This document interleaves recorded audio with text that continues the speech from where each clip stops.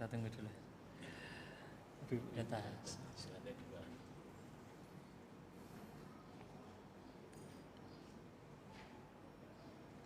Sini masuk dalam perumahan ini Pak, bukan perumahan ini.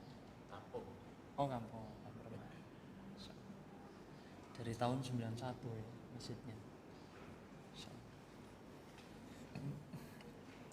Berarti yang wakaf sudah meninggal. Sudah. Sudah.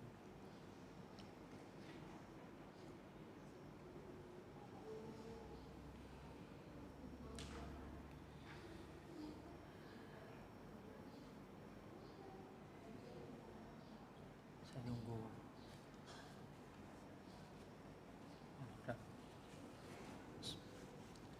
Assalamualaikum warahmatullahi wabarakatuh. Innal hamdalillah nahmaduhu wa nasta'inuhu wa nastaghfiruh. Segala puji milik Allah. Kita memohon pertolongan kepadanya. Kita memohon taufik bimbingan kepadanya.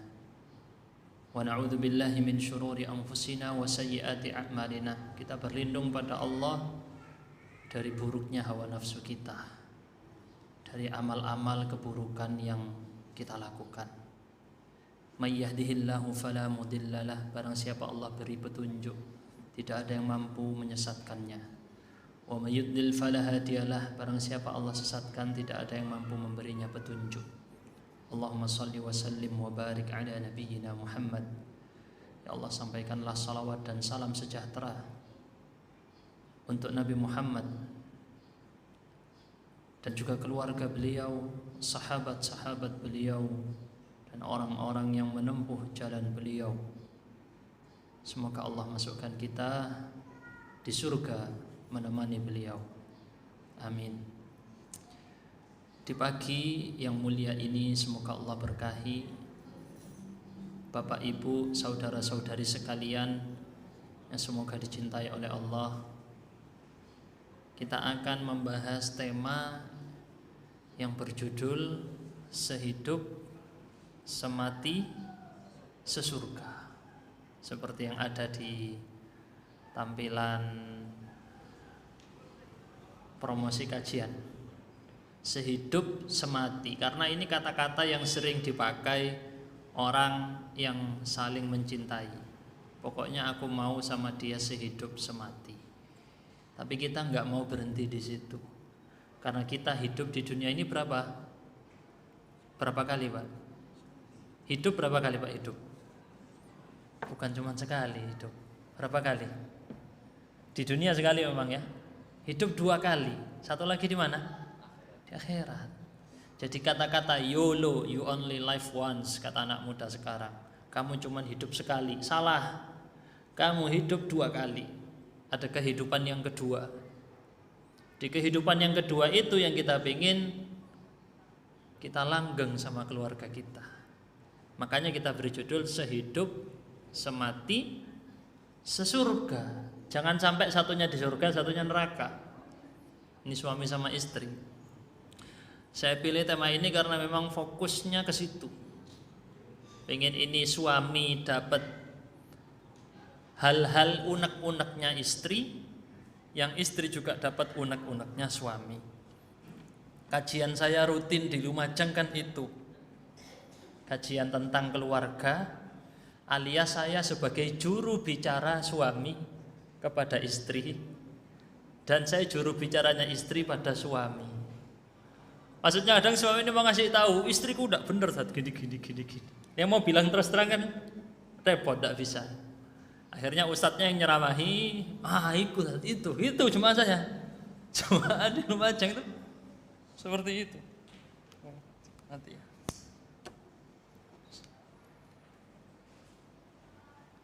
Begitu jemaahnya. Wah, dikejar. Ini cocok ini gawe istri saya. Lah, kita akan membahas hal-hal yang berkaitan dengan seputar keluarga. Baik yang belum berkeluarga lebih butuh malah, apalagi yang sudah punya keluarga. Baik. Pertama, dalil utamanya. Jadi kita akan bagi pada beberapa kaidah ya. Teman-teman bisa catat karena saya sukanya seperti ini. Kalau dibagi kaidah-kaidah, kaidah 1, kaidah 2, lebih mudah untuk diingat dibanding suruh ngingat ayat Quran atau hadisnya. Kalau ditanya Qurannya lupa, disuruh ngafalin sekarang juga repot, tidak cukup waktunya. Baik, jadi kaidah yang pertama, kita bisa hidup sesurga dengan keluarga kita, bahkan derajat kita bisa diangkat akibat keluarga kita. Harusnya dapat derajat di bawah, diangkat derajatnya naik ke atas. Gara-gara siapa? Keluarga. Apa dalilnya, Ustaz? Dalilnya di surat At-Tur ayat 21. Nanti kalau urutannya tidak tahu bisa dicek ya, surat Tur urutan keberapa. Surat Tur urutan keberapa? Surat Tur urutan keberapa? Surat At-Tur ayat 21. Gunung tempatnya Nabi Musa mendapatkan wahyu. Surat At-Tur ayat berapa? Surat keberapa? Sudah ketemu? Saya kok juga belum nyatet ya di sini ya. Di surat ke-52, betul. Ayat 21. Ini dalil utama kita untuk kajian kita kali ini. Allah berfirman, walladzina amanu wattaba'athum dzurriyyatuhum biimanin alhaqna bihim dzurriyyatahum wama alatnahum min amalihim min syai'. Dan orang-orang beriman lalu diikuti sama keturunannya. Keturunan yang ikuti biiman, harus ngikutinya dengan keimanan juga. Maka kami gandengkan, kami pertemukan keturunannya ini tadi dengan mereka. Digandengkan di mana? Di surga. Dan kami tidak kurangi dari amalnya mereka. Jadi bukan kayak ngangkat derajatnya orang nih. Jadi contoh ini ya, ini orang dapat derajat tinggi di surga, keluarganya ada yang di bawahnya sini, diangkat derajatnya naik tanpa mengurangi amalan orang yang lebih tinggi derajatnya. Ini bukan penjelasan saya, ini penjelasannya Abdullah bin Abbas radhiyallahu anhuma, sahabat Nabi yang paling tahu tentang tafsir Al-Quran salah satunya. Sebagaimana dinukil dalam tafsir Ibnu Abi Hatim dan lain-lain, Ibnu Abbas mengatakan, sesungguhnya Allah mengangkat derajat keturunan seorang mukmin walaupun dia level amalnya di bawahnya. Berarti kaidahnya gimana? Kaidahnya gimana berarti? Orang bisa diangkat derajatnya karena keluarganya, walaupun amalnya tidak selevel. Kan harusnya ini orang rajin ibadah, katakan masalah puasa misalnya, ini orang kalau Senin Kemis puasa terus. Yang satunya tidak pernah, puasanya Ramadan toh, Ramadan saja. Apakah pahalanya di surga sama? Ini kalau kita cuma lihat puasanya toh, apakah pahalanya di surga sama? Enggak, karena amalannya beda. Sedangkan hadisnya Nabi SAW tegas, sesungguhnya surga ada berapa tingkatan? 100 tingkatan. Jarak antara satu tingkatan dengan tingkatan lain sejauh langit dan bumi. Tidak sama Pak levelnya. Ada orang rajin ibadah, akhlaknya bagus, dengan orang ibadahnya asal-asalan, akhlaknya jelek. Ya jelas beda tingkatan surganya. Nah ini bisa digandengkan dengan orang yang amalannya tinggi. Itu tadi dalilnya di surat apa? At-Tur surat ke-52 ayat 21. Jelas ya? Hanya Ibnu Katsir mengatakan karena tadi kata-kata di ayat Al-Quran, wa ma alatna hum min amalihim min syai', kami tidak mengurangi sedikit pun dari amal mereka. Kata Ibnu Katsir saat menafsirkan ini. Jadi dengan dia digabungkan satu derajat sesurga istilahnya, selevel bahkan, tidak mengurangi pahala atau derajat orang yang membantu dia terangkat. Sampai sini paham ya Pak ya? Mudah dipahami? Alhamdulillah. Lanjut kaidah kedua. Tapi bukan asal mung pokok keluargaku naik ke atas. Tidak seperti itu ya. Bukan sekedar pokoknya masih dulurku, keluargaku bareng masuk. Kayak misal orang dalam mau daftar kerja ya, oh itu dulurku lebok langsung terima, enggak usah pakai syarat-syarat. Enggak. Kaedah ini tadi ada syarat-syaratnya. Apa syaratnya? Yang pertama, harus soleh. Dalilnya teman-teman bisa lihat di dalam ini, ada yang di surat Ghafir, ada juga yang di surat Ar-Ra'd. Coba saya cek dulu ya, khawatir saya salah, supaya teman-teman nanti bisa melihat. Nah, ada dua ya di surat, sebenarnya ada di Al-An'am ada 3, tapi kita sebut 2 aja. Di surat Ar-Ra'd surat 13 ayat 23 juga ini mirip dengan itu. Di surat Ghafir surat 40 ayat 8. Apa teksnya? Surga Aden yang dimasuki oleh mereka, waman solaha, dan siapapun yang soleh, min abaihim, dari ayah-ayah leluhur mereka, wa azwajihim, pasangan mereka, wa dzurriyyatihim, anak turunan mereka. Ke atas, ke samping, ke bawah. Yang penting syaratnya apa tadi? Man solaha, orang yang soleh. Kalau tidak soleh tidak masuk, tidak ikut. Ngerti ya Pak ya berarti ya? Berarti kaidahnya gimana? Syarat untuk digabungkan dengan level tertinggi di surga dari keluarga kita, kita juga harus orang yang soleh. Jadi tetap terhubung dengan amal. Oke, jelas ya. Ini juga yang dijelaskan oleh Al-Imam Asy-Syaukani dalam kitab tafsirnya. Kaidah yang ketiga. Jadi tadi syaratnya ya Pak ya. Kaidah pertama hukumnya. Maksudnya orang masuk surga nih. Katakan misal ya, jenengan punya bapak dulu soleh bapaknya. Terus jenengan kurang solehnya nih. Anda kurang solehnya. Bapak dapat surga tinggi di atas sana jauh. Jenengan jauh di bawah. Kan tadi kita bilang berapa tingkatan di surga? 100. Kata Rasulullah SAW. Jarak antara tingkatan dengan tingkatan lain seperti apa? Langit dan bumi jauh. Tidak tahu gimana ngukurnya. Ada yang pernah ngukur? Berapa meter ke atas? Tidak tahu. Jauh sekali. Nah, itu tapi ada syaratnya. Mau dinaikkan ke atas. Apa syaratnya tadi? Harus soleh. Itu kaidah kedua. Kaidah ketiga. Nah, lebih spesifik lagi. Tapi ada 2 jenis. Maksud dari pengumpulan orang dengan keluarganya di surga ada 2 jenis. Dan ini yang dipilih oleh Ibnu Katsir dan Ibnul Qayyim, 2 muridnya Ibnu Taimiyah. Karena memang ada perselisihan ulama dalam masalah ini.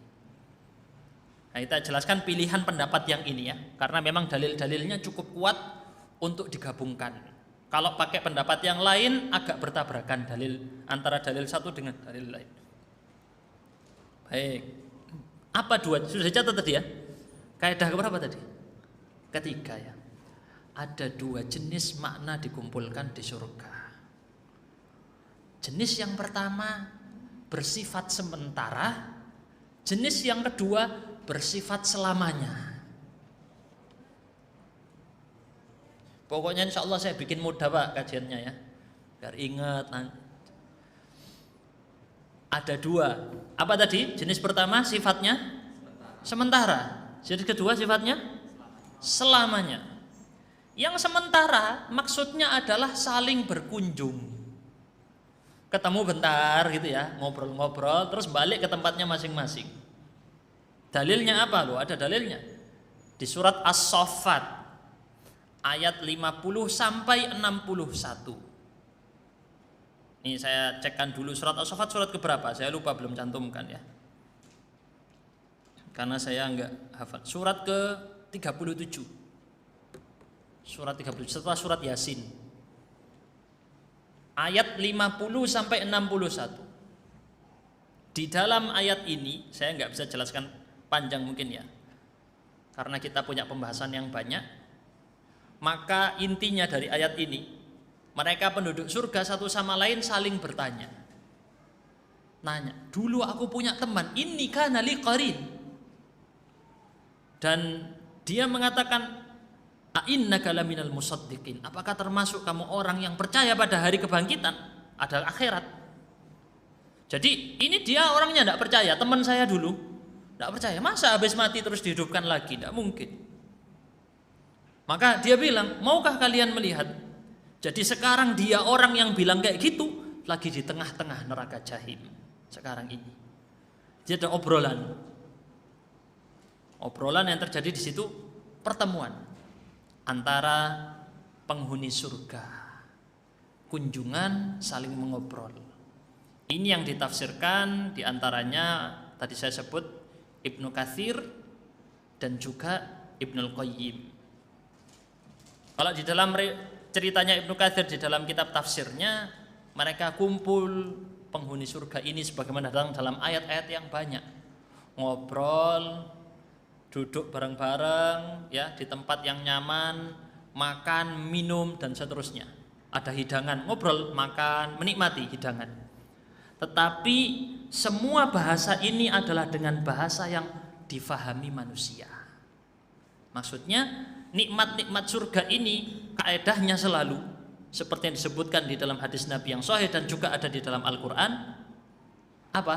Mala ainun ra'at, tidak pernah dilihat oleh mata, wala udhunun sami'at, tidak pernah didengar oleh telinga, wala khatara ala qalbi bashar, tidak pernah muncul dalam detak hati manusia sama sekali. Karena ternyata secara teori, disebut teori kalau nggak salah grounded teori di dunia psikologi kalau nggak salah. Jadi manusia itu ternyata pengetahuannya dibangun di atas sesuatu yang pernah dia alami, pernah dia tangkap dengan panca indera lewat pengalaman. Contoh, kalau ada orang buta tunanetra disuruh menggambarkan gajah, dia nggak bisa, karena seumur hidupnya dia belum pernah melihat gajah. Dia cuma dengar cerita, ya, tapi kalau disuruh gambar nggak bisa, mesti salah. Tanpa mendiskreditkan orang tunanetra, mereka memiliki keunggulan di bidang hafalan dan lain-lain. Tapi maksud saya, manusia pengetahuannya dibangun dari apa yang pernah dialami. Maka Allah menggunakan bahasa yang mudah dipahami manusia. Padahal isi surga beda. Sungai tapi bukan sungai di dunia. Pohon tapi bukan pohon di dunia. Ada buah-buahan tapi bukan seperti buah di dunia. Tapi kalau pakai istilah yang lain, manusia bingung. Iya kan? Maka menggunakan istilah yang difahami manusia. Paham ya? Jadi contoh, saya contohkan yang lain. Pernah lihat makhluk-makhluk mitologi, mitos? Apa misalnya makhluk-makhluk mitos? Ada kepalanya elang, badannya singa, terus dikasih sayap. Manusia tidak bisa membuat murni, imajinasinya tidak bisa sampai membuat sesuatu dari nol, nggak bisa. Saya ulangi lagi ya, ini dari teori yang tadi saya singgung. Manusia tidak bisa membuat imajinasi dari nol, nggak mungkin. Dia dalam membuat suatu imajinasi akan dibangun dari informasi yang dia sudah punya, nggak bisa buat dari nol. Kayak AI sekarang tuh, dia tidak bisa membuat dari nol, dia hanya bisa membuat dari informasi yang dia terima. Nangkep sini ya Pak ya. Jadi kalau tadi kepalanya apa tadi? Atau naga deh, tahu naga yang di Cina itu? Itu kan makhluk mitos. Kepalanya dibikin kayak buaya, betul ya? Badannya dibikin kayak ular. Di kepalanya ada tanduk rusa, ya kan? Kakinya seperti kaki kadal. Jadi makhluk-makhluk mitos yang dibuat manusia itu gabungan dari makhluk-makhluk lain. Dia tidak membuat dari nol. Itu manusia. Sama juga karena dia punya batasan seperti itu, wajar kalau Allah mengatakan surga tidak pernah dilihat oleh mata, tidak pernah didengar oleh telinga, tidak pernah muncul sama sekali dalam hati manusia. Surga di luar jangkauan imajinasi kita. Tapi Allah tetap menggunakan kata-kata yang mudah difahami. Maka kata Ibnu Abbas, yang ada di surga itu hanyalah nama. Maksudnya hanyalah nama apa? Yang sekarang kita baca tentang surga itu hanya teks nama yang untuk mudah kita fahami, tapi hakikatnya bukan seperti yang di dunia. Sungai di surga bukan seperti sungai di dunia. Pohon di surga bukan seperti pohon di dunia. Pakaian di surga, gambaran di antara hadis-hadis yang sahih, kalau pakaian di dunia itu ada jahitannya, betul? Ada jahitannya, bisa usang. Pakaian di surga tidak bisa rusak dan tidak dijahit. Tidak dijahit. Jenengan tahu bantal? Kan sering kalau sholat Jumat imamnya baca wa namariqu masfufah. Ya. Ada bantal-bantal di surga. Oke. Bantal di dunia siapa yang buat? Manusia, betul ya? Bantal di surga siapa yang buat? Ada orang yang buat manusia? Allah langsung yang buat. Kalau Allah langsung yang buat, gak mungkin bantalnya seperti bantal di dunia, gak mungkin. Ini kayak kaidah-kaidah khusus tentang sifat surga, mengintip isi surga, mungkin itu perlu pembahasan lain. Tapi topik kita bukan ke situ ya. Kita fokus pada bagaimana sehidup, semati dan sesurga dengan keluarga kita terutama. Jenis pertemuan yang pertama tadi apa? Bersifat sementara. Jenis pertemuan yang kedua bersifat selamanya. Gimana caranya Ustadz yang bisa bertemu? Diangkat padahal nggak satu level ini, terus diangkat jadi satu level. Gimana itu ceritanya? Itu adalah kata Ibnul Qayyim khusus untuk anak-anak yang meninggal sebelum balik. Akan dipertemukan dengan orang tuanya. Dalilnya ada banyak, nanti kita sebutkan pelan-pelan dalil-dalilnya. Nah yang ini selamanya. Jadi tadi ada dua jenis. Bertemunya keluarga di surga kalau tidak satu level dalam amal. Yang pertama apa tadi? Bersifat sementara, kunjungan. Yang kedua bersifat apa? Selamanya. Dan itu pun berkaitan dengan keridhaan penghuni surga. Karena Allah ingin memuaskan kenikmatan penghuni surga. Dan kenikmatan ini tidak puas dia, tidak merasa puas sampai dia gabung sama keluarganya. Ini bagi yang suami yang benar atau istri yang benar ya, lagi jalan-jalan kemana, makan makanan enak, itu tidak nikmat kita kalau pasangan kita tidak bersama kita saat itu. Betul ya? Kayak pemandangannya indah tapi dinikmati sendiri. Lebih enak mana? Pemandangan indah dinikmati suami dan istri berdua. Yang mana lebih enak, Pak? Berdua, yakin, Pak? Biasanya suami berangkat mancing dewe. Jadi Allah pengen orang ini saat menikmati kenikmatan pas puncaknya. Karena itu surga, tujuan dari surga membalas dengan sebaik-baiknya. Maka dia punya istri, kok istrinya kok di bawah, atau punya anak, anaknya di level yang bawah, digabungkan semua supaya puas dengan kenikmatan surga. Nah itu yang level yang kedua, tetapi sebagian ulama mengartikan bahwa yang dimaksud adalah di pertemuan yang jenis yang kedua, permanen derajatnya disetarakan apabila dia anak yang meninggal sebelum balik. Baik, ini ya riwayatnya Sa'id bin Jubair saat menjelaskan ayat Al-Quran surat Ghafir surat 40 ayat 7 sampai 8. Ada orang masuk surga, kata Sa'id bin Jubair, dan mirip dengan ini ucapan Abdullah bin Abbas. Sa'id bin Jubair muridnya kalau nggak salah. Wahai Tuhanku, mana ayahku, mana kakekku, mana ibuku, mana anakku, mana cucuku, mana istriku. Dia masuk surga tapi nggak nemu keluarganya. Maka dikatakan kepada dia, innahum lam ya'malu ka'amalik. Mereka keluargamu itu tadi amalnya di bawah amalmu levelnya. Maksudnya kamu ini soleh banget. Keluargamu ini aduh di bawah, surganya di bawah sana. Belum sederajat mereka sampai di derajatmu. Maka dia mengatakan, ya Allah, aku dulu beramal untuk diriku dan untuk mereka juga. Aku pengen gabung sama mereka. Maka Allah dikatakan kepada dia, masukkan mereka ke dalam surga bareng sama dia. Dan itulah yang dimaksud di surat Ghafir, kata Sa'id bin Jubair, ayat 7 sampai 8. Surat Ghafir surat berapa tadi? 40. Itu doanya para malaikat yang memikul arsy singgasananya Allah. Yang mana jarak antara ujung telinga dan pundaknya malaikat pemikul arsy, ini kalau kita pakai bahasa kita ya, tentu tidak persis seperti kita. Tapi Allah menggunakan, Rasulullah SAW menggunakan bahasa yang mudah difahami manusia supaya bisa menggambarkan jarak antara telinga dan pundaknya malaikat pemikul arsy sejarak 100 tahun perjalanan.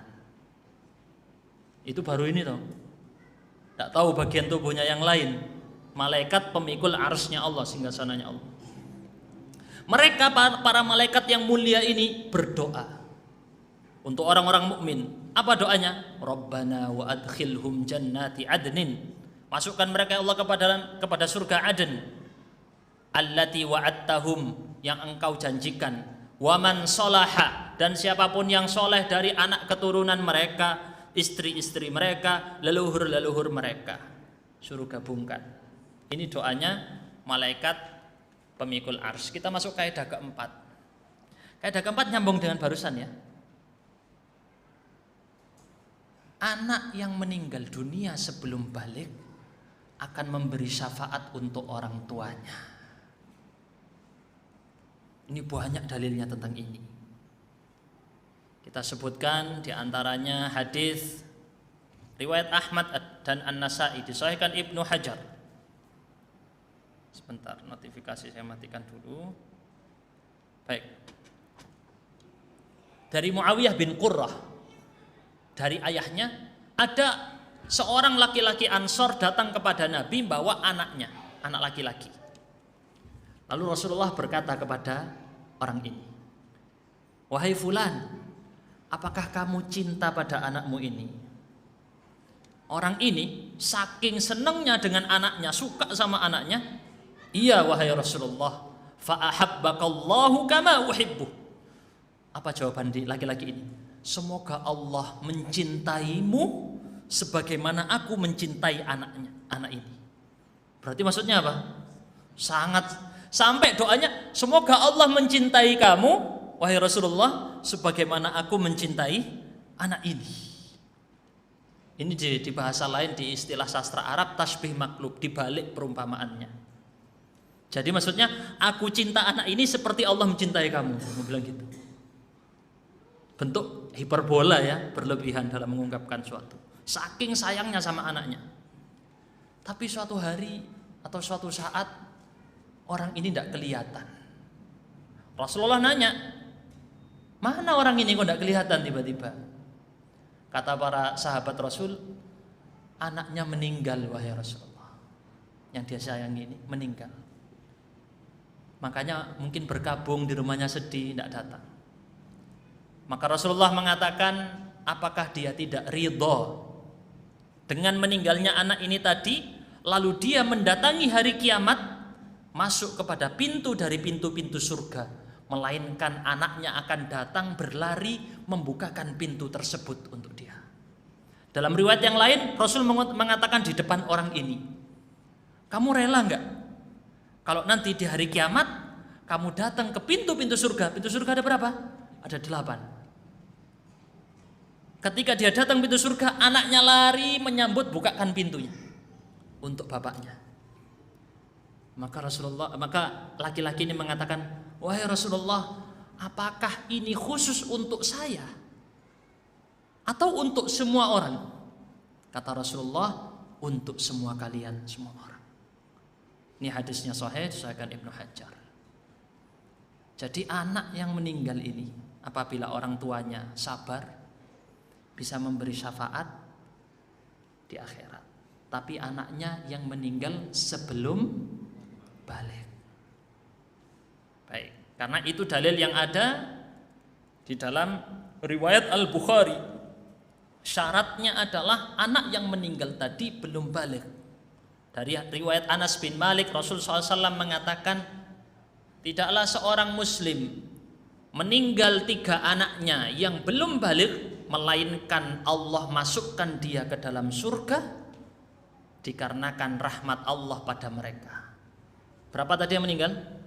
3 anaknya ya. Punya anak 3, semua 3-tiganya meninggal sebelum balik. Maka orang tuanya dijamin surga. Masya Allah. Nah, terus riwayat yang lain, riwayat Bukhari dan Muslim. Rasulullah SAW mengatakan, la yamutu li muslimin thalathun minal walad fayalijan nar illa tahillatal qasam. Seorang muslim tidaklah 3 anaknya meninggal lalu dia masuk ke neraka kecuali sekedar memenuhi sumpah. Jadi andai kata dia masuk neraka, katakan ini hanya untuk memenuhi sumpah, tapi dia tidak jadi masuk neraka. Dia tidak jadi masuk neraka. Maksudnya apa? Ini menjelaskan yang ada di surat Maryam surat 19 ayat 71. Allah berfirman, wa im minkum illa wariduha. Semua kalian manusia dan jin ini akan melewati neraka. Kita mau sehebat apapun, Pak, setinggi apapun derajat kita, semua manusia akan melewati neraka sebelum masuk surga. Pintu surga di seberang sana, Pak. Kita harus berjalan di atas neraka. Semua dari kita, tidak akan ada yang enggak. Semua dari kita akan melewati neraka. Kenapa Allah yang berfirman? Allah bersumpah di sini. Di dalam surat Maryam surat 19 ayat 71. Semua dari kalian akan melewati neraka. Kana ala rabbika hatman maqdiya. Itu adalah ketentuan yang sudah ditetapkan oleh Tuhanmu. Baru kemudian Allah sebut thumma nunajjil ladzina taqaw wa nadharudz zalimina fiha jithiya.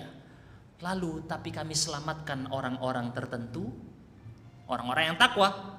Lalu kami biarkan orang-orang zalim jatuh tersungkur ke bawah neraka, terpeleset, tergelincir saat melewati jembatan Sirat. Jadi bukan langsung habis hisab, perhitungan amal perbuatan langsung masuk surga. Enggak. Selesai hisab, selesai perhitungan semua amal, harus masih ada cobaan lagi. Apa cobaan terakhir? Sirat. Melewati jembatan ini. Ada yang jatuh, mau jatuh, naik lagi, mau jatuh, naik lagi. Seperti dulu di dunia. Maksiat, tobat lagi, maksiat, tobat lagi, masih balik lagi. Ada yang cepat jalannya, memang orang istiqomah. Cepat. Jadi jalannya seseorang di sirat seperti dia dulu hidup di dunia. Jalannya seseorang di atas sirat seperti dulu dia hidup di dunia. Banyak maksiat, balik lagi, mau jatuh, balik lagi masih. Gak sampai jatuh ke neraka. Asalkan taubatnya diterima. Baik. Ini adalah gambaran daripada bagaimana ketika seseorang anaknya meninggal 3, maka dia hanya akan melewati neraka, tidak sampai masuk ke dalam neraka. Dia masuk ke dalam surga. Ada seorang perempuan. Ini hadis riwayat Muslim. Ada perempuan datang kepada Nabi bawa anaknya. Wahai Rasulullah, anakku ini sakit. Aku khawatir. Maksudnya berarti apa ini? Pingin Rasulullah berdoa supaya anaknya sembuh. Dia bawa, wahai Rasulullah, aku khawatir anak ini sekarang sakit. Aku sudah menguburkan 3 anak sebelumnya. Anakku 3 sudah meninggal sebelumnya. Ini mau yang keempat lah. Maka Rasulullah SAW mengatakan, laqad ihtadarti bihidarin syadidin minan nar. Kamu telah membuat pelindung besar, perlindungan yang sangat kuat dari api neraka. Dengan apa? 3 anaknya meninggal. Berat memang rasanya, Pak. Anak, bayangkan apalagi baju-bajunya masih ada yang sudah meninggal. Foto-fotonya masih ada, videonya ada. Masih teringat dengan anak ini. Berat. Itu 1 aja udah berat. Gimana 3? Maka atas kesabaran orang ini Allah ganjar dengan surga. Baik. Tapi ada versi lain. Versi lain gimana? Ya hadis yang lain, hadisnya sahih juga. Saya lupa cantumkan hadisnya, riwayat siapa. Dari Abu Sa'id Al-Khudri radhiyallahu anhu. Para perempuan berkata kepada Nabi SAW, minta request kepada Nabi, kasih 1 hari khusus untuk kajian istilahnya ya, ceramah khusus perempuan, kajian spesial akhwat biasanya ya, ummahat, ibu-ibu perempuan. Bukan ada di zaman sekarang, untuk zaman Rasul sudah request itu. Ada kajian khusus untuk perempuan. Dituruti sama Rasul. Rasulullah memberi nasihat dan diantaranya beliau mengatakan, siapapun wanita yang meninggal 3 anaknya, maka 3 anaknya ini yang belum balik ini menjadi penjaga dia dari neraka. Tidak masuk neraka dia, dilindungi 3 anaknya. Beri syafaat. Ya namanya perempuan memang biasanya suka ngenyang, nawar. Sehari-harinya kan di pasar gitu, ngenyang. Dan ngerti saya ada ngisi kajian khusus wanita gitu. Oh no, pokoknya ya, hal-hal yang unik, ngenyang biasanya, menawar. Ada yang nawar juga zaman Rasul, iya. Wahai Rasulullah, bagaimana kalau 2 yang meninggal anaknya? Kan tadi bilang berapa? 3. Saya ngenyang. Rasulullah, bisa enggak kalau anaknya 2? Kata Rasulullah, wathnan, iya, kalau anaknya 2 yang meninggal, dia juga masuk surga. Masya Allah. Kalau 1 itu ngenyangnya terlalu jauh. Yang 1 saya tidak tahu ya riwayatnya. 2. Insya Allah. Hadis riwayat Ahmad disahihkan oleh Al-Haythami, di mana Rasulullah SAW bersabda, pada hari kiamat dikatakan kepada anak-anak kecil, masuklah kalian ke dalam surga. Lalu mereka mengatakan, wahai Rabb kami tidak mau masuk surga sampai bapak ibu kami masuk surga. Mereka tidak mau masuk surga. Maka kemudian Allah mengatakan, kenapa aku melihat mereka sedih? Muhbantiin. Kenapa mereka sedih, menahan diri, tidak mau masuk? Masuklah ke dalam surga. Tapi mereka tetap, anak-anak ini mengatakan, ayah kami, ibu kami. Maka Allah berfirman, udkhulul jannata antum wa aba'ukum. Masuklah kalian ke dalam surga bersama orang tua kalian. Ini hadis riwayat Ahmad disahihkan oleh Al-Haythami. Kaidah kelima sekarang ya. Kaidah kelima ya tadi ya. Kalau tadi yang membuat orang mendapat syafaat dari meninggalnya anak-anaknya, berapa minimal anaknya yang meninggal? 2 ya. Sudah dikorting sama Rasulullah SAW. Tadinya 3 terus boleh 2. Kortingannya ini pun berkat seorang wanita yang ngenyang, menawar. Walhamdulillah, lebih ringan. Kaidah yang kelima. Jadi kadang ngenyang-ngenyangnya perempuan ini mendatangkan kebaikan. Kaidah yang kelima. Perbuatan baik seseorang bisa mengangkat derajat keluarganya nanti di surga. Padahal dia bukan yang melakukannya, tapi diangkat lewat perbuatan orang lain. Kok bisa itu? Gimana ceritanya? Kita lihat hadis riwayat Ibnu Majah disahihkan Al-Albani. Rasulullah SAW bersabda, sesungguhnya seseorang ada yang diangkat derajatnya di surga. Maka dia berkata, loh dari mana aku dapat level surga setinggi ini? Maksudnya, ini katakan, ini bahasa sederhananya ya. Orang ini katakan di dunia dulu jarang ibadah, maksudnya yang sunnah-sunnah, yang wajib saja. Ibadah tambahannya jarang. Ya lumrah biasa gitu, bukan orang yang punya misalnya jasa besar, dakwah segala macam. Orang biasa. Tapi tiba-tiba dikasih level surga tinggi.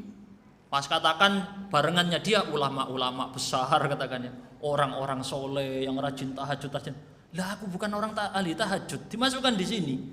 Heran dia, dari mana aku dapat surga setinggi ini? Maka dikatakan kepada dia, bistighfari waladika laka. Berkat anak-anakmu memintakan ampun untuk kamu. Berkat siapa berarti? Anak-anaknya doakan buat bapaknya, maka diangkat derajatnya. Kalau amalnya dia sendiri kurang, misal katakan, untuk sampai level itu, gara-gara anak-anaknya doa, terus bapaknya terangkat derajatnya. Makanya perbanyaklah apa Pak? Punya anak, diperbanyak anaknya, sebanyak-banyak. Saya pernah ketemu orang, dia bapaknya 29 bersaudara dari satu ibu. 29 bersaudara dari satu ibu, orang Bondowoso. Bayangkan, satu ibu loh, 29 bersaudara. Nggak tahu harus hamil lagi, melahirkan. Insya Allah. Bayangkan berapa doa yang dia terima, Pak. Kalau jenengan mohon maaf ngapunten nggih, ada yang cuma punya satu anaknya. Ya udah dapat doa dari satu anak kan? Kalau yang anaknya banyak 5. Pakai bahasa hitung-hitungan mudah, pakai bahasa Al-Fatihah wis katakan. Anaknya dia ngajari Al-Fatihah. Al-Fatihah ini dia baca rutin terus setiap sholat seumur hidupnya. Ngalir enggak pahalanya buat orang tuanya? Ngalir. Bayangkan yang diajari Al-Fatihah 5 anaknya. Ngalir terus. 5 anak pahalanya terus terkirim buat bapak ibunya. Dari dia baca Al-Fatihah setiap hari. Apalagi anaknya 29. Ustaz, gimana yang enggak punya anak? Santuni anak yatim. Banyak anak yatim itu tugasnya jenengan. Yang sekarang belum dikaruniai anak yatim itu tugasnya jenengan. Ya tugas kita semua. Baik, contoh lain. Sampai jam berapa?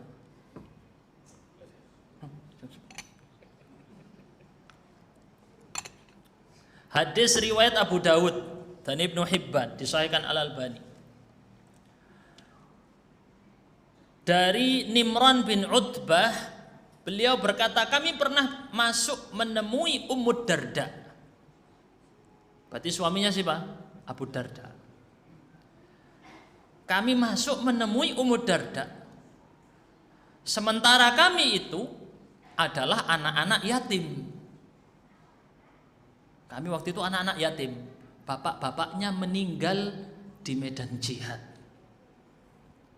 Maka Ummu Darda mengatakan, bahagialah kalian, karena aku pernah mendengar Abu Darda berkata, Rasulullah Sallallahu Alaihi Wasallam bersabda, ini namanya sanadnya, yashfa'u syahid fi sab'ina min ahli baitih. Orang yang mati syahid memberi syafaat untuk 70 keluarganya yang mati syahid.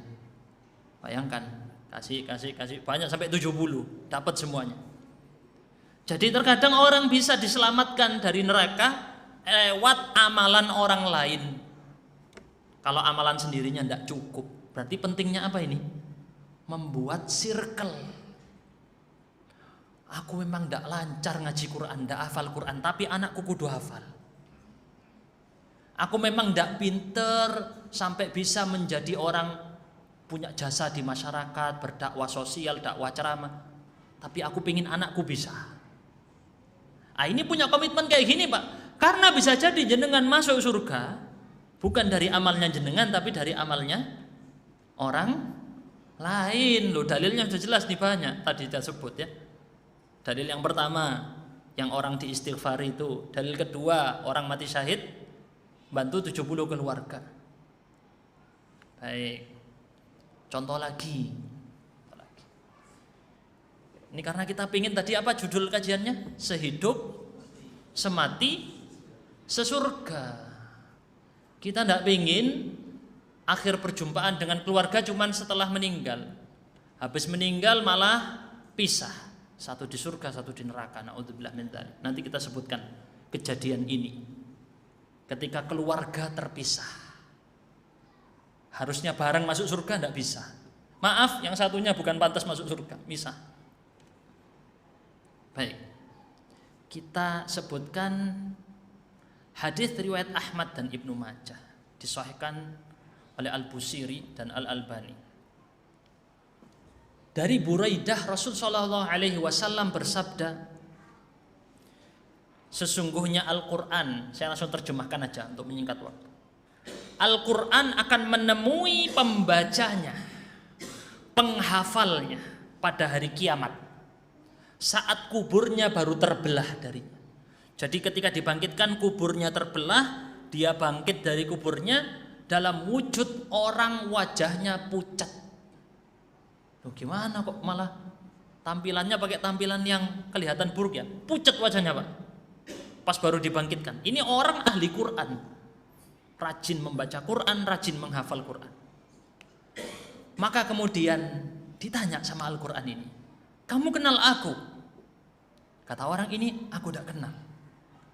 Maka dia mengatakan, aku adalah temanmu yang membersamaimu setiap saat. Akulah Quran yang membuat kamu haus saat orang-orang tidak haus. Maksudnya apa berarti? Sering membaca. Ya, kalau orang membaca, ini kayak saya ceramah gini, haus. Harus minum ini Pak. Dibikin haus dengan Quran. Atau makna yang lain, saat orang-orang nggak puasa, dia puasa. Orang lagi enak-enaknya makan, dia milih tidak makan. Wa ashartu lailaka, aku bikin kamu tidak tidur. Saat orang-orang tidur, kamu sholat tahajud membaca hafalanmu, membaca hafalan Quran. Pas orang lagi enak tidur, kamu milih tidak tidur. Saat orang lagi enak makan, kamu milih tidak makan. Maka beliau Al-Quran ini mengatakan, setiap pedagang ada di balik perdagangannya. Dan hari ini kamu ada di balik semua perdaganganmu. Apa perdagangannya ini? Quran. Bisnisnya. Ada orang sembunyi di balik bisnisnya masing-masing, ngurusi bisnisnya. Kamu, bisnismu inilah Quran. Sekarang saatnya kamu ambil keuntungan terbesar. Maka kemudian diberikan kerajaan di tangan kanannya dan kekekalan di tangan kirinya. Diletakkan di atas kepalanya taj. Taj itu apa? Mahkota. Mahkota kehormatan. Lalu dua orang tuanya dipanggil. Dua orang tuanya dipakaikan pakaian yang indah, yang tidak bisa dinilai dengan harta dunia. Mau dibeli dengan harta dunia apapun tidak bisa membeli pakaian ini. Khusus pakaian, kan ketika dibangkitkan semua orang telanjang ya kan? Betul ya Pak ya? Saat dibangkitkan nanti semua orang telanjang dalam kondisi tidak berpakaian. Khusus orang tua yang anaknya rajin menghafal Quran, membaca Quran, orang tuanya akan dipakaikan pakaian yang istimewa. Pas tengah orang-orang telanjang. Masya Allah. Maka kemudian dua orang tua ini bertanya, dari mana aku dikasih pakaian ini? Ini karena anak kalian dulu membaca Quran, menghafal Quran. Maka dikatakan kepada anak ini, Iqra was'ad, bacalah Al-Quran dari hafalannya dia, dan naiklah kamu kepada derajat-derajat surga. Jadi semakin dia membaca, dia semakin naik. Makin membaca semakin naik, semakin membaca semakin naik. Dan dia akan berhenti pada akhir ayat yang dia baca. Maksudnya dari apa? Dari hafalannya. Iya kan? Dari hafalannya. Keutamaan bagi orang yang menghafal Quran, karena semakin banyak yang dia hafal, semakin tinggi derajat surga. Jadi bukan tidak penting, nggak penting Ustaz ngafal Quran 30 juz. Oh penting. Semakin banyak Pak yang dihafal ayat Qurannya, semakin lama dia naik. Karena di dalam hadis-hadis yang sahih dia disuruh baca nanti. Orang yang hafal Quran ketika di akhirat nanti disuruh baca Quran yang dia hafal. Dan sepanjang dia menghafal, dia akan terus naik ke atas. Semakin tinggi derajat surganya. Ini keutamaan bagi orang yang hafal Quran. Yang tidak mampu, anaknya wis disuruh. Supaya jenengan kecipratan baiknya. Baik. Jadi kalau sekarang di dunia ada wisuda-wisuda gitu ya, tidak ada apa-apanya dibanding wisuda yang di surga. Itu kehormatan Anda sebagai orang tua. Anakmu disiapkan jadi penghafal Quran. Besok penghargaannya, bukan sekarang. Dan kalau di dalam riwayat Ahmad Abu Dawud, Rasul menyebutkan orang tuanya ini akan dipakaikan juga mahkota. Mahkotanya ini cahayanya lebih baik daripada cahaya matahari yang dulu menerangi rumah-rumah di dunia. Ini gambarannya. Ini baru orang tuanya, kata Rasul. Maka Rasul mengatakan, "Fama dhannukum billadzi amila bihadza." Kalau orang tuanya dapat seperti ini, bagaimana menurut kalian orang yang melakukan amalan ini? Dapat apa? Lebih tinggi lagi derajatnya. Saya ulangi lagi ya Pak ya. Jadi ketika orang nanti di akhirat disuruh sama Allah untuk membaca Qur'annya, semakin banyak dia baca, semakin apa? Semakin tinggi derajat surganya. Lale hafalane lupa tengah-tengah. Ya semandek di situ berarti itu. Ini gambarannya ya, bahasa sederhananya kita. Tentang pentingnya menghafal Quran dan menjaga hafalan tersebut. Mungkin semoga hadis ini memotivasi orang untuk menghafal Quran dan memutkinkan hafalannya. Besok di akhirat semakin tinggi derajatnya di surga. Baik. Kaidah ke-6, terakhir ini kaidahnya ya. Baru kita masuk kepada sisi yang menyedihkan dari kisah keluarga di akhirat. Tadi kan sisi-sisi yang menyenangkan ya. Bisa dibantu anaknya, bisa dibantu. Kaidah yang ke-6, saya tanya. Misal ada istri, ada perempuan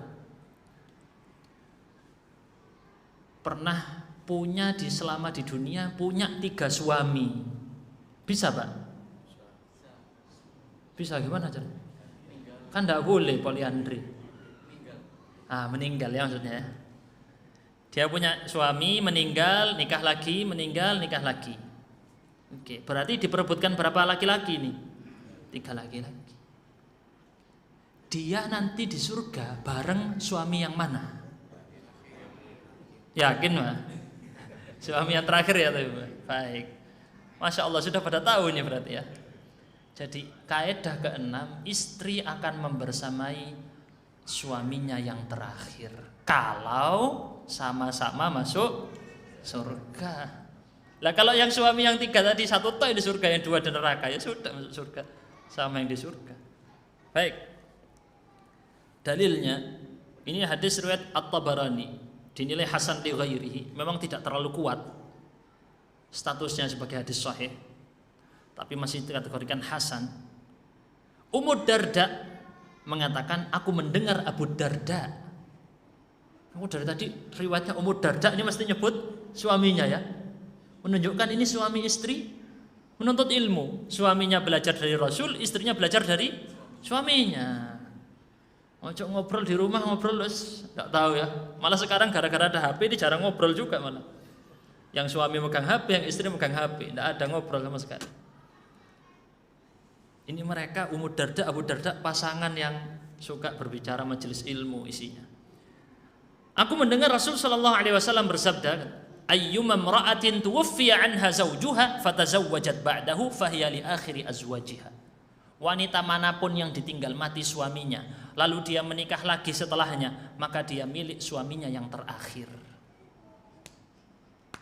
Maka saat Abu Darda meninggal, lihat dampaknya ini, kisah pasangan yang luar biasa ya, Abu Darda dan Ummu Darda. Kata Ummu Darda, jadi saat Abu Darda suaminya meninggal, aku tidak mau memilih orang lain untuk menggantikan Abu Darda. Setia.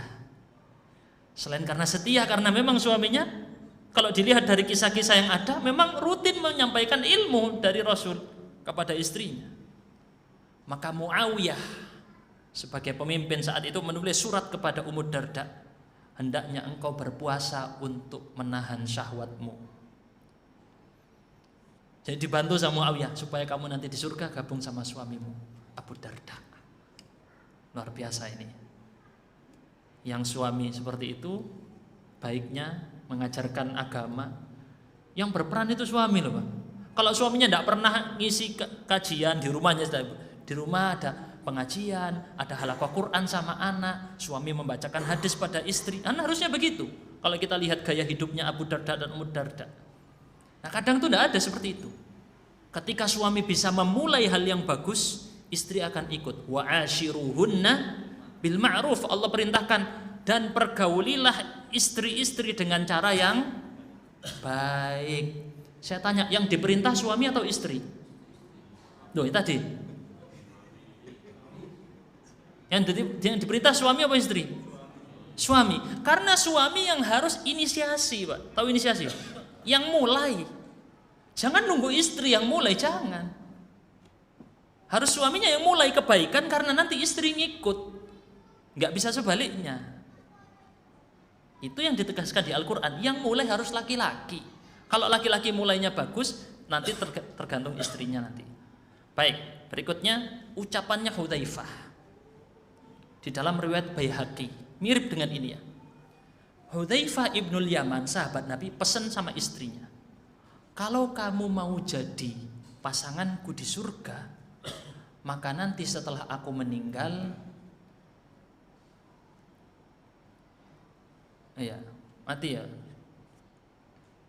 Ya, kalau nanti, kata Hudzaifah ibnul Yaman,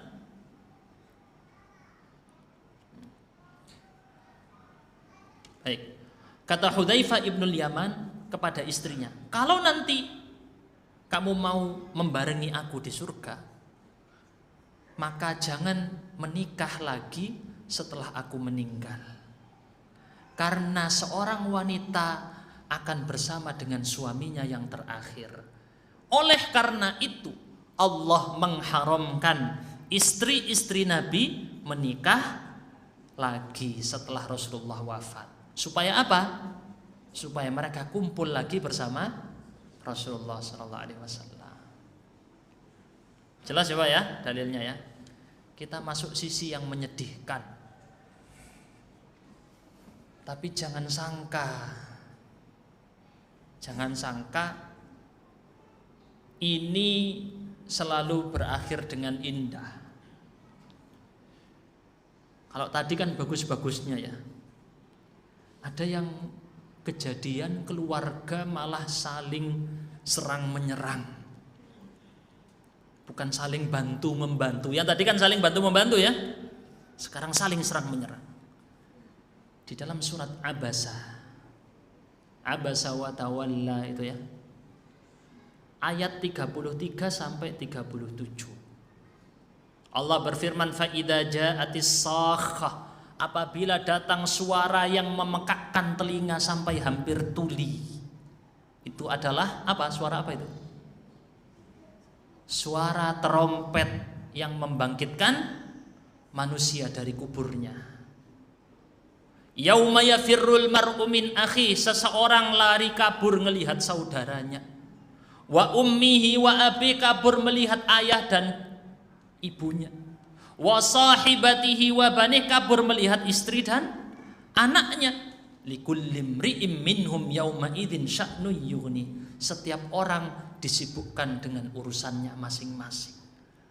Jadi jangan bayangkan bangkit dari kubur, reuni, mana istriku, mana bapakku, mana ibuku, pelukan, kan gitu harusnya Pak ya. Lama tidak ketemu.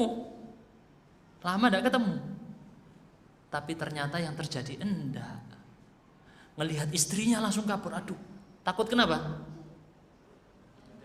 Ngelihat istrinya sendiri kenapa kok takut?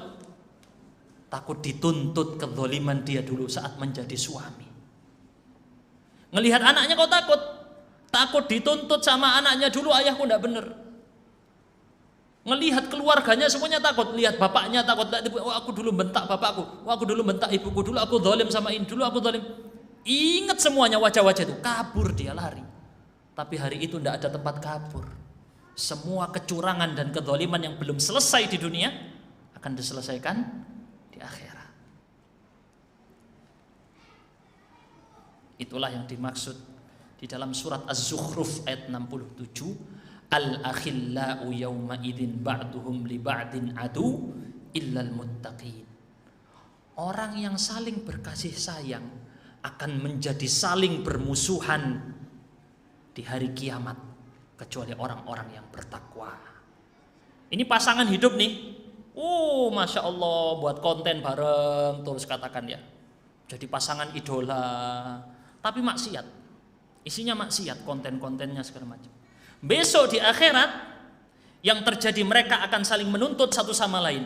Aku jadi kayak gini, aku di konten ini berbuat maksiat gara-gara ini pasanganku. Pasangan juga enggak, itu kamu sendiri. Saling berdebat, saling menyalahkan satu sama lain. Itulah kejadian yang ada di akhirat. Rasul SAW bersabda dalam hadis riwayat Ahmad, setiap makhluk akan saling membalas satu sama lain di akhirat, saling tuntut. Sampai-sampai hewan yang tidak bertanduk akan menuntut hewan yang pernah menanduknya. Bahkan sampai hewan sekecil dzarrah akan menuntut hewan sekecil dzarrah yang lain. Dituntaskan semua sesama hewan, apalagi manusia. Rasul SAW juga bersabda hadis terkenal, kalian tahu siapa yang disebut orang bangkrut? Siapa yang disebut dengan bangkrut, Pak?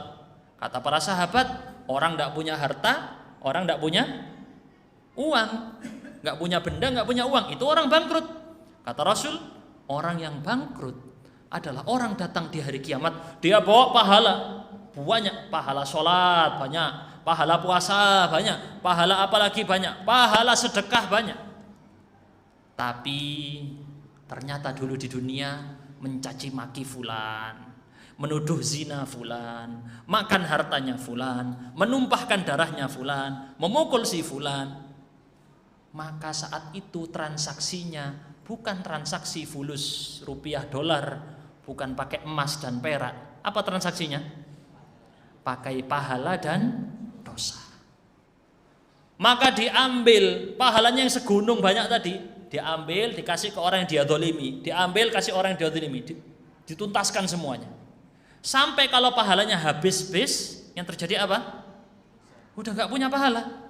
Dosa dari orang yang dia zalimi dibawa dikasih ke dia. Transaksi hari itu hanya ada dengan pahala dan dosa, gak ada pakai uang lagi.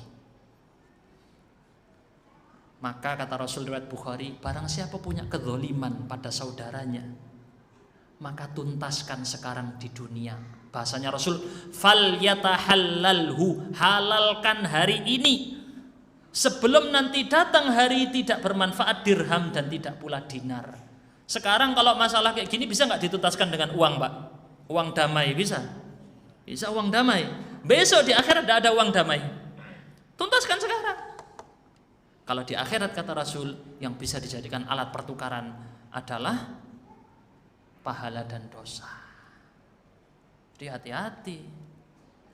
Ini sampai ketika kejadian seperti ini mengakibatkan yang dikisahkan di surat Al-Ma'arij ayat 11 sampai 15. Di juz berapa ini Al-Ma'arij? Juz 29 ya. Allah berfirman, yawaddul mujrimu law yaftadi min adzabi yaumi idzin bibani. Si pendosa, orang pendosa ini berangan-angan pas nanti di akhirat itu menebus dirinya selamat dari azab siksa Allah dengan anaknya sendiri. Ya Allah, jangan masukkan saya neraka ini, anakku aja masukkan neraka. Tak korbankan anakku, biar anakku masuk neraka, aku selamat sendiri masuk surga.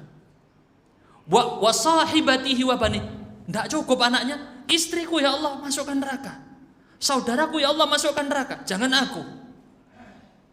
Jadi dia akan cari apapun, dia akan ungkit kesalahan-kesalahan orang lain untuk mengorbankan mereka supaya dia nggak masuk neraka.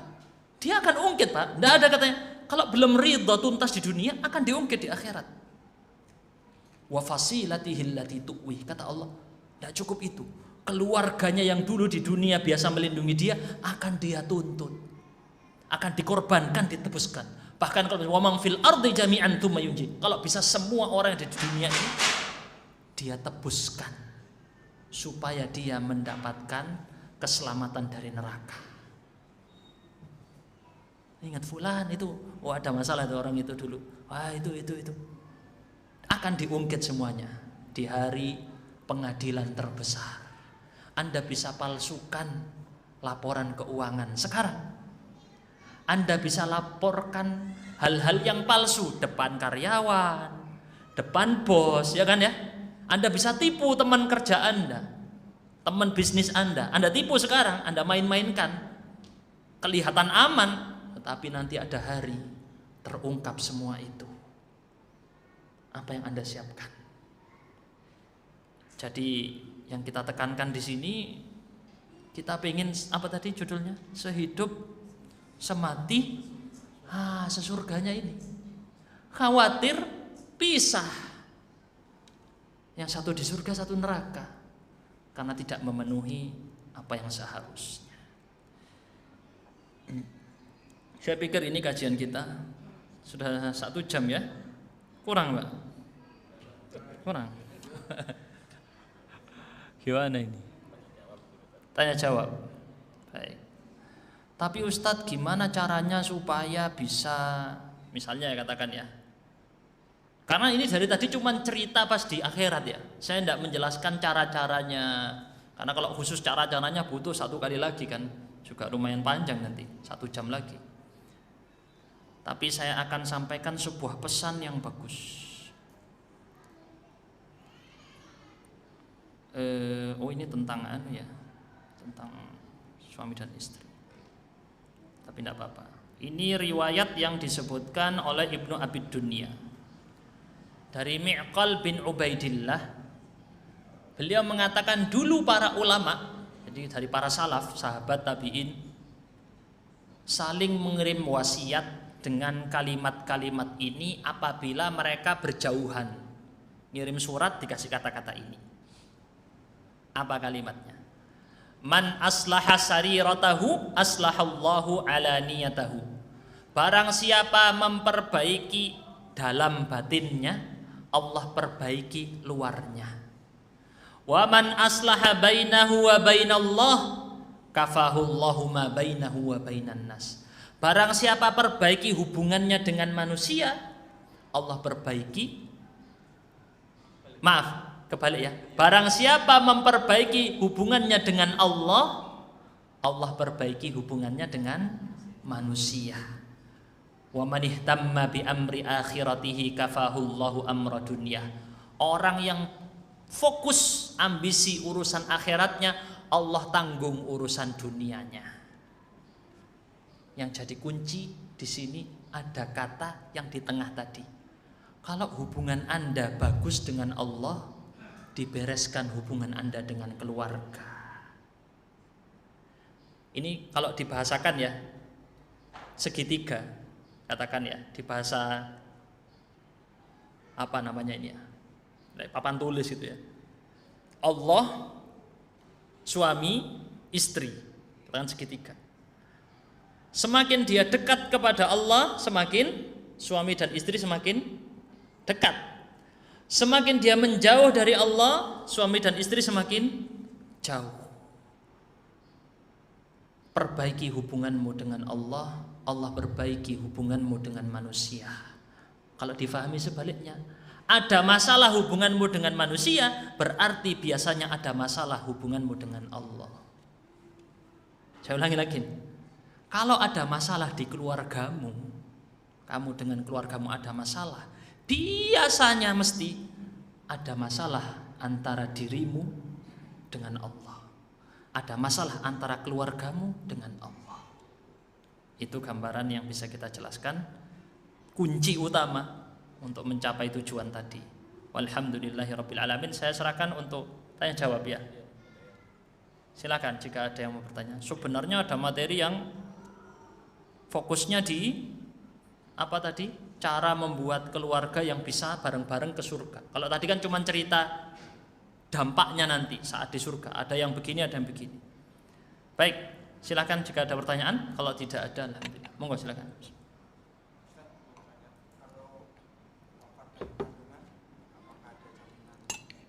Wafat dalam kandungan, Masya Allah, pertanyaan bagus. Ini saya jawabnya tapi mungkin saja salah. Jadi untuk mengkategorikan dia sebagaimana disebutkan dalam kitab-kitab fikih, untuk dia itu wajib disolati dan dikafani apabila dia janin yang gugur nih ya. Janin yang gugur itu dikategorikan wajib disolati dan dikafani jika dia sudah ditiupkan ruh. Kapan sudah ditiupkan ruh? Apabila sudah 4 bulan. Jelas? Sudah 4 bulan baru dia dikategorikan sudah memiliki roh. Nah, di kategori tadi mungkin saja termasuk. Wallahu a'lam bishawab. Apakah dia termasuk kategori itu atau tidak?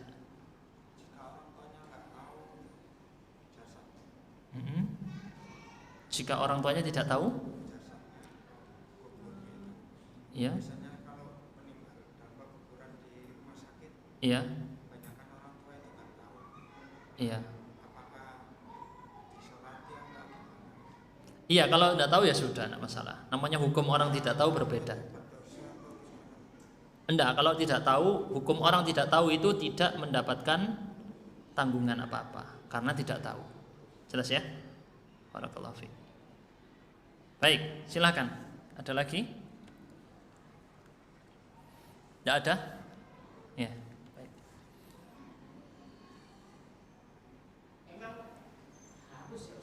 Apa itu? Oh ya, Masya Allah. Oh ya. Jadi pertanyaannya, apakah harus sesurga itu sama istri sama anak gitu ya? Kan sudah ada bidadari. Tak sama bidadari aja, biar anak-anak masuk neraka itu terserah itu. Baik. Pertama,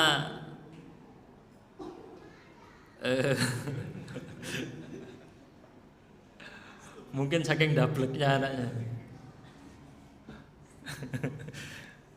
Saya juga bingung mau jawab gimana. Tapi kalau kita ngelihat adabnya seorang nabi, nabi siapa yang punya anak dablek? Nabi Nuh. Yang punya istri dablek ya Nabi Lut. Nabi Nuh saja anaknya yang dablek seperti itu, dia tetap berusaha agar anaknya selamat naik ke atas kapal. Sampai berdoa kepada Allah. Tapi ditegur sama Allah, innahu laisa min ahlik. Itu bukan keluargamu. Innahu amalan ghairu salih. Amalnya tidak bagus. Tidak termasuk keluargamu. Maksudnya motivasi kita selalu ingin menjangkau orang seluas-luasnya. Rasulullah kan gitu ya. Rasulullah itu nyuruh pada umatnya suruh memperbanyak anak. Kenapa? Karena Rasul pengen berbangga-bangga di hadapan para nabi yang lain, aku ini pengikutnya paling banyak. Itu Rasulullah punya ambisi, pingin luas, pingin orang bisa masuk semuanya, ikut ayo masuk surga semua. Nah ambisi kita memang lebih ke arah situ Pak, pengen agar istri kita masuk surga bareng kita. Ya enggak tahu, mungkin ada kalau misalnya kamu istri tidak benar harus masuk neraka gitu.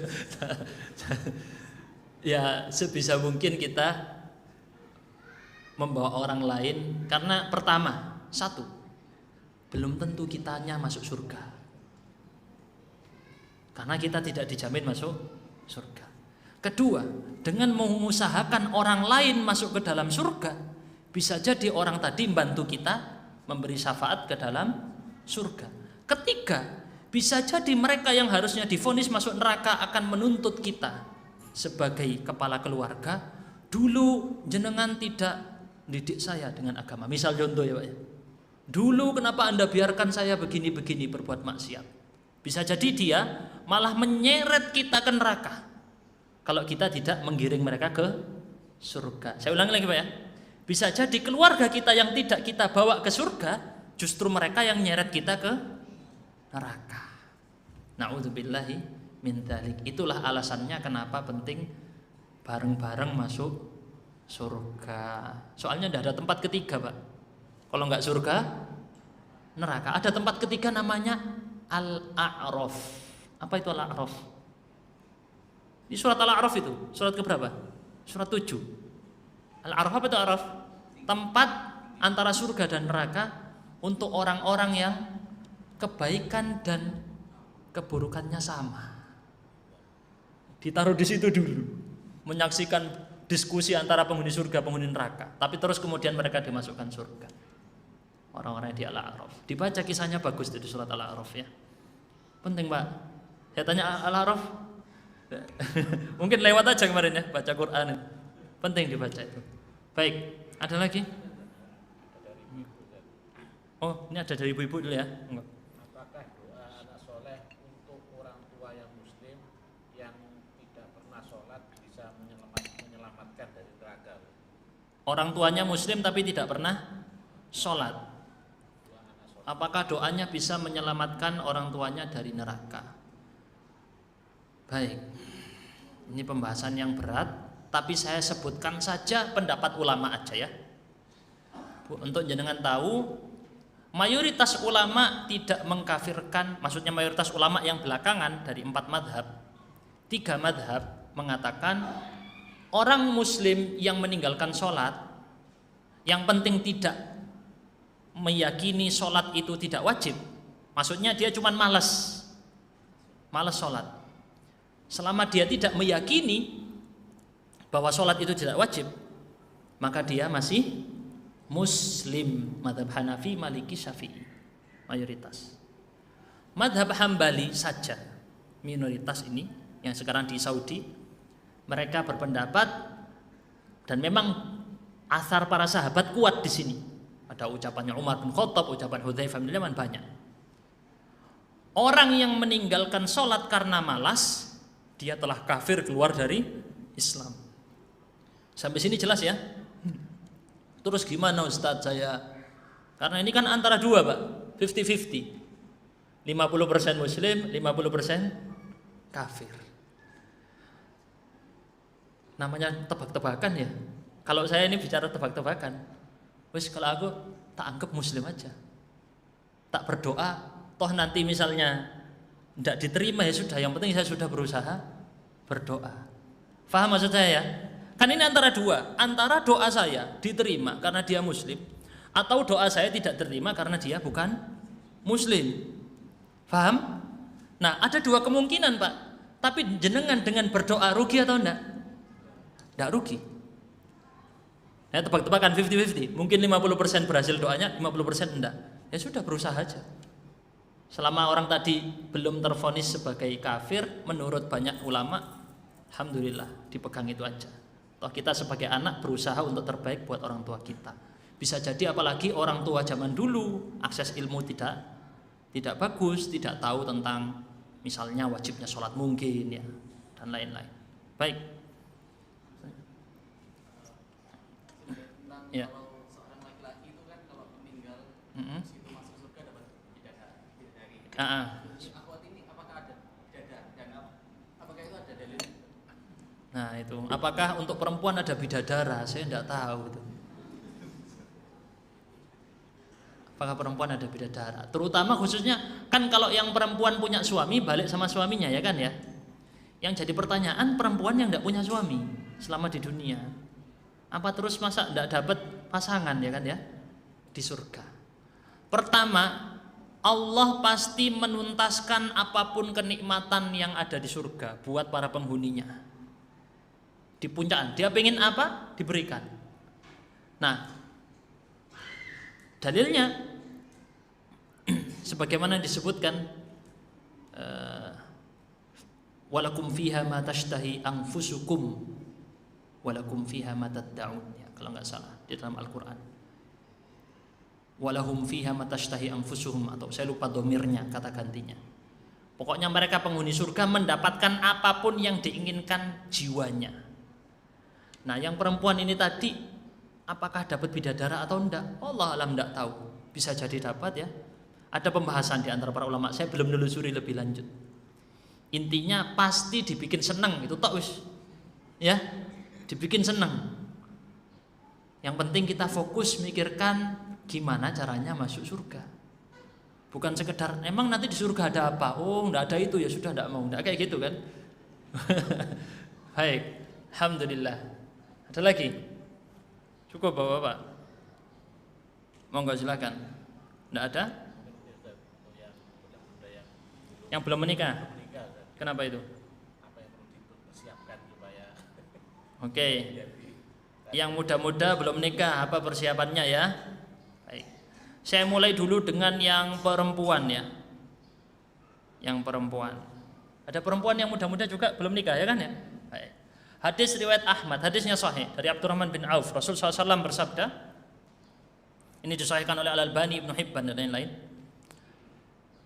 Pesan penting buat ibu-ibu dan juga yang belum jadi ibu-ibu. Kata Rasul, apabila seorang wanita sholat 5 waktu, bahasa lainnya gak usah sholat sunnah, sholat 5 waktu tok, dan dia puasa 1 bulan, puasa apa? Ramadan tok, tidak usah Senin Kemis, Arafah, Asyura, tidak usah.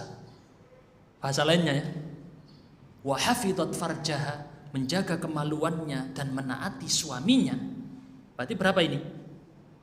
1, sholat 5 waktu. 2, puasa Ramadan. 3, taat suami, termasuk di situ menjaga kemaluan. Itu tok, 3 saja ya.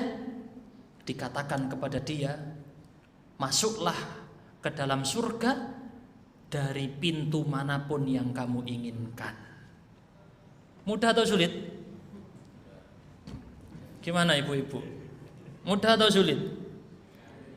Yang laki-laki lo sulit mau masuk pintu surga. Pintu surga ada 8. Ada pintu khusus jihad, pintu khusus sedekah, pintu khusus bakti orang tua, pintu khusus sholat, pintu puasa, ya kan ya? Ada pintu zikir. Ini pintu khusus untuk orang yang amalannya memang bagus di situ. Lah orang jarang sedekah, sholat tidak khusyuk, puasanya wes amburadul. Gimana mau masuk lewat pintu itu? Perempuan paling enak. Cuman sholat 5 waktu, puasa Ramadan, taat suami, beres. 8 pintu surga kebuka buat dia semua. Enak? Enak ya? Kenapa? Kenapa? Praktek. Nah itu. Kenapa Ustadz kok gampang? Ketokane gampang. Saya tanya, surga mahal apa murah? Murah loh, mahal ya. Surga mahal. Rumah di sini di Pakuan berapa rumah? Baru rumah di dunia Pakuan mahalnya minta ampun. Dicicil pakai UMK Surabaya kapan lunasnya? Itu baru rumah di Pakuan, belum rumah di surga. Kalau surga mahal berarti amalan yang dipakai untuk itu juga penuh perjuangan. Sholat 5 waktu, alhamdulillah, berat atau sulit? Mudah ya, berat atau sulit? Puasa Ramadan mudah? Mudah. Emang yang sulit yang ketiga itu Pak apa? Taat sama, itu yang berat memang. Taat sama suami. Makanya masuk surga bebas wis, saking angele. Saking sulitnya taat sama suami, dijanjikan masuk pintu surga bebas dari manapun. Saking sulitnya. Saya bahasakan sederhana yang sekarang lagi rame telur dadak, telur ceplok itu. Cuman masalah itu, aku pengen telur dadar. Soalnya itu telur rebus, makan telur rebus saya. Aku pengen telur dadar, itu aja sudah. Nggak mau taat. Cuman masalah masak telur dadar. Baik, ini nasihat untuk para istri ya. Soalnya banyak ini saya yang nasihat-nasihat khusus ini kan ini materinya pernikahan, biasa saya ceramah pernikahan. Untuk yang laki-laki, ini Rasul mengumpamakan perempuan dengan kaca, rifqon bil qawarir, pelan-pelanlah pada kaca. Kaca kalau sudah jatuh pecah Pak, bisa dirangkai, gabung jadi satu lagi. Bisa, tapi gimana? Bisa dipakai? Nyaman sudah. Kalau Anda sudah melukai hati wanita, itu sangat sulit untuk dihilangkan dari hatinya. Betul ibu-ibu? Akan diingat seumur hidupnya Pak. Eling tahun itu pernah kamu membuat aku sakit hati. Iling sampai sekarang. 10 tahun lalu, 20 tahun lalu, masih ingat. Itu wanita. Karena dia seperti apa? Kaca. Kalau kita tidak bersikap lembut, dia pecah. Pecah itu seperti hebat apapun kita gabungkan belahan kaca itu, akan tetap disebut apa? Kaca pecah. Contoh yang lain, Rasul pakai perumpamaan. Tenang ibu-ibu, saya sebagai juru bicara Anda menyampaikan pesan pada para suami. Cara menasihati perempuan, Rasul ajarkan. Hadis riwayat Bukhari. Kalian ngasih wasiat buat perempuan yang bagus-bagus, sikapnya lemah lembut. Karena wanita diciptakan dari tulang rusuk. Tulang rusuk itu lurus apa bengkok? Bengkok. Maksudnya perempuan ini memang bawaannya ya gitu. Bilang iya tapi maksudnya tidak. Memang gitu perempuan. Bilang enggak maksudnya iya, tidak bisa ditebak, Pak. Ini salah, itu salah, semua salah. Perempuan. Iya kan? Ngerasakan, Pak? Ngerasakan. Mau gini salah juga, gini salah juga, wis pokok serba salah. Perempuan. Maka ketika kamu meluruskan kata Rasul, jangan kenceng-kenceng. Kalau kamu luruskan, benar-benar kamu pengen dia lurus, patah itu tulang. Karena tulang rusuk awalnya memang bengkok. Tapi kalau kamu biarkan sama sekali, dia bengkok terus. Maka kamu harus mengiringi dia, barengi dia. Pelan-pelan. Jangan ngarep aku ceramahi dia sekarang berubah sekarang. Oh, enggak bisa, Pak. Bukan sulap. Bukan ada baru bilang sekarang, aku bilang sekarang kamu harus nurut sekarang, harus jadi itu sekarang. Tidak bisa. Memang seperti itulah perempuan. Ujian kita. Semakin berat ujian kita, semakin besar balasannya. Inna idhamil jaza' ma'a idhamil bala, kata Rasul. Semakin besar cobaan, semakin besar pahala. Maka cobaan terberat yang Anda hadapi sekarang, itulah pintu surga Anda. Tinggal milih, mau masuk lewat situ apa milih pintu yang lain. Enggak, jangan pilih pintu yang lain, sulit. Ini kelihatan sudah jelas pintu surga. Orang tuaku ini pintu surgaku, tapi orang tuaku kata-katanya nyakitin hati. Lah itu pintu surganya, Pak, dikejar. Walaupun sakit hati kita dengar kata-kata orang tua, wis ndak apa-apa tak ladeni, iki pintu surgaku. Sama seorang istri melihat suaminya, ini pintu surgaku. Aku pengen aku meninggal, suamiku meninggal dalam kondisi ridho kepada saya, beres. Itu kalau setiap pasangan seperti itu, insya Allah maka akan sesurga di akhirat. Walhamdulillah. Penutup mungkin ya. Ada lagi pertanyaan? Saya kasih contoh penutup aja, kan udah ada pertanyaannya. Ini saya ceramah-ceramah yang ini saya masukkan biasa di ceramah-ceramah pernikahan, tidak apa-apa karena di sini tidak ada yang pernah ikut dan saya ngisi ceramah, saya tak masukkan materi-materi lama. Tapi saya sudah tahu ini, saya ceramahnya Ustaz Syafiq ini, Mbak, cerita ini. Sebagian disebutkan di dalam riwayat Bukhari, Rasulullah lagi di rumah salah seorang istri beliau. Oke ya, di rumah. Terus datang pelayan dari rumah istri yang lain, bawakan makanan. Padahal lagi gilirannya di rumah istri yang satunya. Saya kayak bahasa si istri A dan istri B aja ya. Rasul lagi di rumahnya istri A. Ternyata istri B ngirimin makanan pas Rasul di rumah istri A. Apa yang terjadi? Perang dunia. Enggak ada perang dunia. Istri A tidak terima melihat ada nampan makanan dari istri B. Apa ini istilahnya? Dipukul nampannya sampai jatuh, pecah. Makanannya jatuh di bawah, nampannya pecah. Biasanya kalau laki-laki apa yang dikatakan? Ngelihat seperti ini, kudu ngamuk bawaannya kan. Tapi Nabi SAW kata-katanya tadi suruh pelan-pelan menyikapi perempuan sama. Rasul malah ngambili pecahannya tadi satu persatu.